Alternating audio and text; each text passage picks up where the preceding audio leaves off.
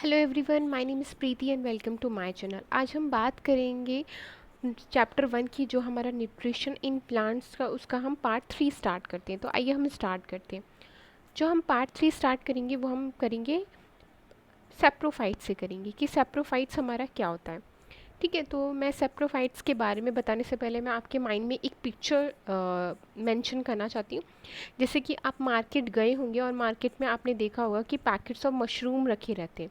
वो भी एक हमारी क्या होती है, एक वेजिटेबल होती है हमारी।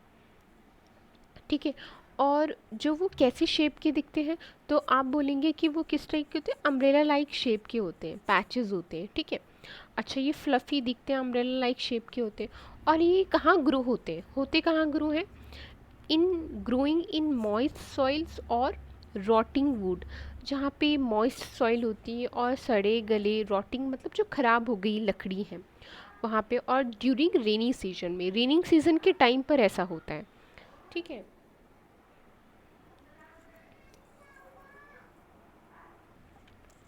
तो कहाँ होते हैं ये, मॉइस्ट सॉइल में होते हैं। ठीक है, मॉइस्ट सॉइल में होते हैं।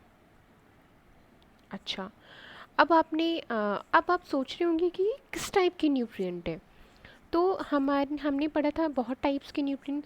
तो ना ऐसे जो सड़ जाते हैं, और जो मशरूम जो होते हैं वो एक ख़राब से एरिया में ही बॉर्न होते हैं, उगते हैं, सो होते हैं।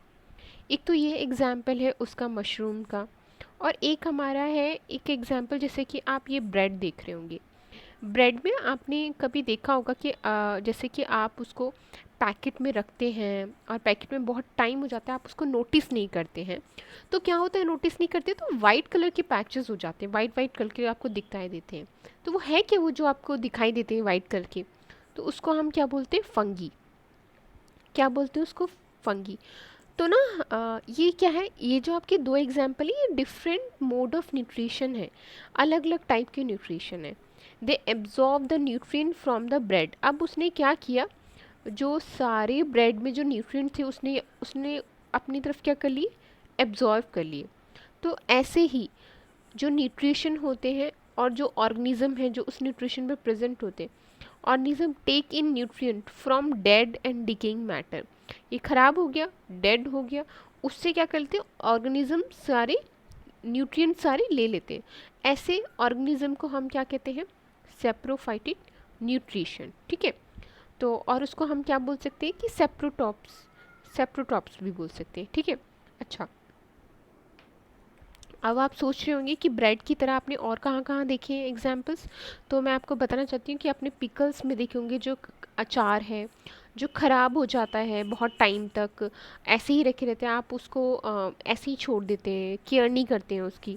तो क्या होता है, उसमें भी फंगी लग जाते हैं, वाइट वाइट कलर के पैचेस होते हैं, लेदर में ऐसा होता है, क्लोथ्स में ऐसे होते हैं, और भी बहुत सारी चीज़ें हैं। जैसे कि आप गर्माहट और ह्यूमिड प्लेस में आप छोड़ देते हैं तो बहुत सारी चीज़ें ख़राब हो जाती हैं।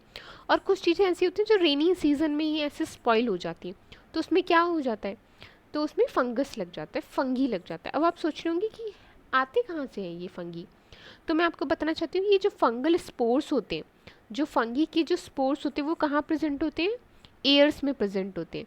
When they land on on wet and warm things, अगर वो लैंड पर आए और वेट और वार्म्स एरिया में जर्मिनेट हुए।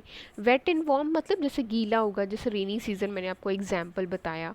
वार्म थिंग्स होगी, आपने कुछ मतलब उसमें आपने हवा लगने नहीं दी है, किसी चीज़ को बंद करके रख दिया है, तो ऐसी जगहों पे वो क्या होंगे, वो स्पोर्स सेटल डाउन हो जाएंगे और वहाँ से वो क्या करने लगेंगे, ग्रो करने लगेंगे।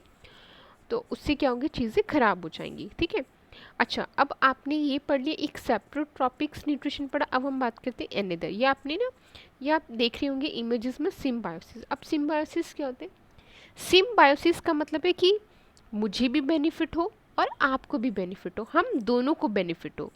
तो ऐसे कौन से न्यूट्रिशन होते हैं, या फिर न्यूट्रिशन नहीं, ऐसे कौन से ऑर्गेनिज्म होते हैं जिसमें दोनों को बेनिफिट होते, एग्जाम्पल्स हैं। आइए पढ़ते हैं। तो some organism live together and share both shelter and nutrient. जो एक साथ रहते हैं और अपना शेल्टर भी शेयर करते हैं और न्यूट्रिशन भी। दिस रिलेशनशिप, इसी रिलेशनशिप को क्या कहते हैं, सिम्बायोसिस, कि उसका भी फ़ायदा हो रहा है, मेरा भी फ़ायदा हो रहा है, दोनों एक साथ रह रहे हैं, दोनों का फ़ायदा हो रहा है, दोनों एक दूसरे पर डिपेंड है, उसको हम क्या कहेंगे, सिम्बायोसिस। जैसे example, certain fungi live inside the roots of the plant, कुछ जो फंगी हैं वो प्लांट्स के रूट्स के नीचे रहते हैं, तो उनको क्या फ़ायदा होता है, the plants provide nutrient to the fungus. अब क्या कर रहे हैं, वो प्लांट जो है फंगस को न्यूट्रिएंट दे रहे हैं, एंड उसके बदले में उसको क्या मिला, उसको भी तो बेनिफिट मिलना चाहिए। तो फंगी को क्या मिला है, fungi provides water and certain nutrient, तो फंगी क्या है, उसको दे रहा है, प्लांट को वाटर दे रहा है और कुछ जो न्यूट्रिएंट है वो प्रोवाइड कर रहा है, तो हो गया ना, दोनों को बेनिफिट हो गया। अच्छा, अब नेक्स्ट पढ़ते हैं हम लाइकेन के बारे में। आप देख रहे होंगे ये लाइकेन है। लाइकेन क्या होता है, लाइकेन क्या होता है, इसमें क्लोरोफिल कंटेनिंग पार्टनर होता है, इसमें क्लोरोफिल प्रेजेंट होता है। जैसे कि क्लोरोफिल और कहाँ कहाँ प्रेजेंट होता है, जैसे हमने बताया था एल्गी में, फंगस लिव टुगेदर, इसमें क्या होता है, एल्गी और फंगस एक दूसरे से एसोसिएट होते हैं।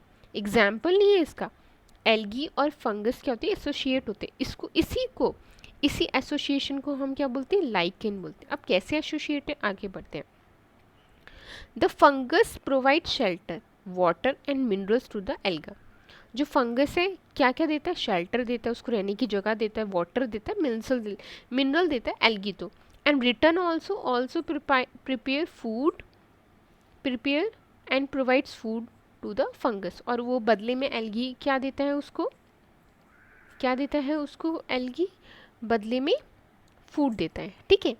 अच्छा, तो अच्छा आप ये सोच रहे होंगे ये भी सिम्बायोसिस का एग्जाम्पल है, तो यस, ये भी सिम्बायोसिस का एग्जाम्पल है, पर अगर लाइकेन उसको कहेंगे जब एल्गी और फंगस दोनों क्या होंगे, आपस में एसोसिएट होंगे, फंगी दोनों आपस में क्या होंगे, एसोसिएट होंगे, उसको क्या हम क्या कहेंगे, लाइकेन।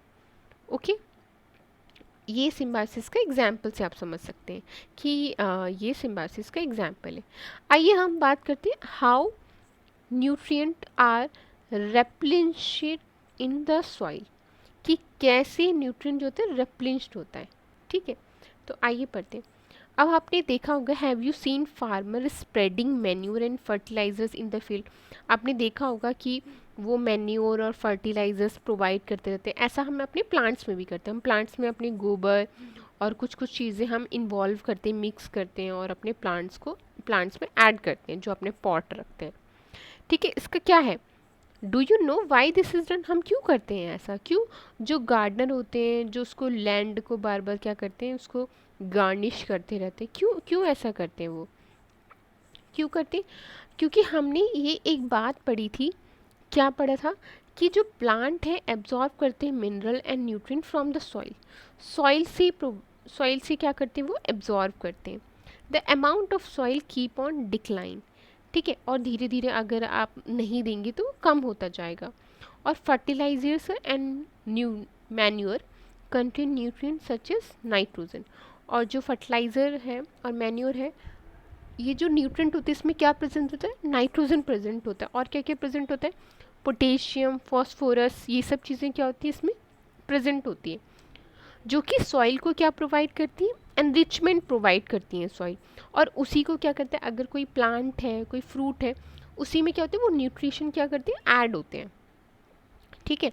अगर आपने यूजली आपने देखा होगा, क्रॉप जो होती हैं, जो हमारी क्रॉप है, crop crop plants absorb a lot of nitrogen and soil become deficient in nitrogen, अगर क्रॉप प्लांट बहुत ज़्यादा जो है नाइट्रोजन को एब्जॉर्व कर रही है, तो सॉइल में क्या हो जाएगी, डेफिशिएंट हो जाएगी, इसलिए हम टाइम टू टाइम क्या करते हैं, उसमें मैन्योर और फर्टिलाइजर्स क्या करते हैं, ऐड करते रहते हैं।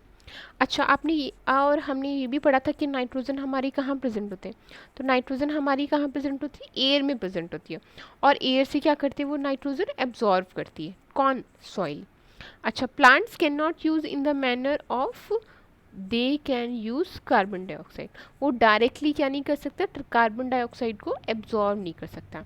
अच्छा, they need nitrogen in a soluble form, जो नाइट्रोजन है ये सॉल्युबल फॉर्म में होती है, और हमने एक बैक्टीरिया की बात की थी कि जिस बैक्टीरिया से नाइट्रोजन क्या करता है, वो एब्जॉर्ब करता है।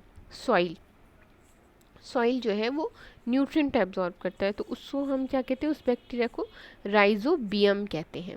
ठीक है, और वो क्या करता है, एटमॉस्फेरिक नाइट्रोजन को कन्वर्ट करता है यूजेबल फॉर्म में। तो उस बैक्टीरिया का क्या नाम था, राइजोबियम था। तो rhizobium can not makes its own food, rhizobium खुद से खाना नहीं बना सकता, खुद से फूड प्रिपेयर नहीं कर सकता।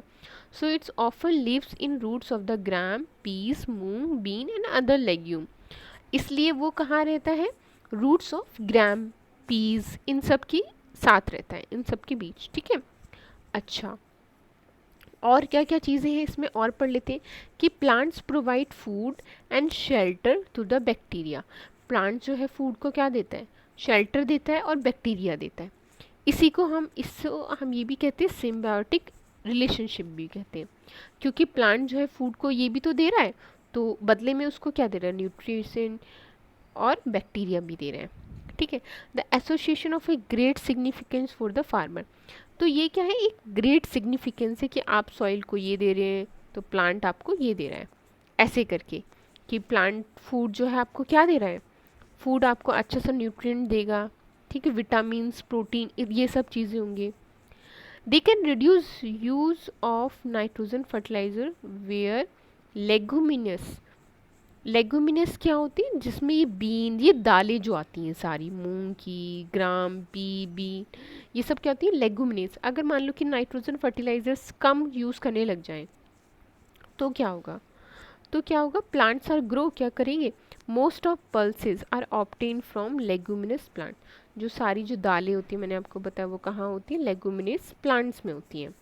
ओके, तो ये आपका चैप्टर था, बाकी और कोई इम्पोर्टेंट नहीं है इसमें। So thank you so much for watching this video. अगर आपको अच्छी लगी है वीडियो तो प्लीज़ आप लाइक करें और आगे से आगे अपने दोस्तों को शेयर भी कर सकते हैं। So thank you so much for watching this video.